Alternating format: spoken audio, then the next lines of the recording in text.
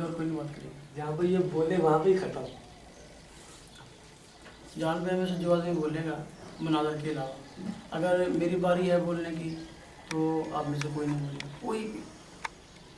अगर आपकी बारी है हम में से कोई नहीं बोलेगा। अगर कोई बोला, किसी ने शोर किया, चाहे आप इबारत गलत पढ़ें चाहे सही पढ़ें, मैं इबारत गलत पढ़ूँ सही पढ़ूँ, आप अपनी बारी में बोलना है, मैंने अपनी बारी में बोलना, और मुनाज़र नहीं बोलना है। दूसरा आदमी कोई ना बोले, बिल्कुल। जो आदमी बोला आपने भी आज रात ने, अगर जो कोई हमने किसी को दावत नहीं दी मुनाज़रे के लिए, चलो आप आ गए तो अपने कान में भी बात नहीं करनी।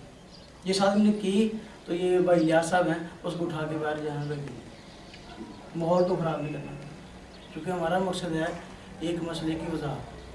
तो अगर इसमें शोर होगा ना तो इसमें जो हमारे लिए बड़ा मसला होगा। इसमें दोनों जान बयान की खैर है, किसी एक है, दोनों जो हजरात हैं उनका बना है।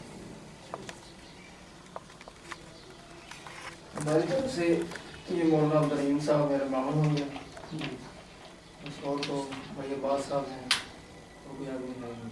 हाँ ठीक अभी तक की 12 बजे तक सब 10 बजे तक 6 तो 12 बजे तक टाइम देता है। ठीक है, कोई है।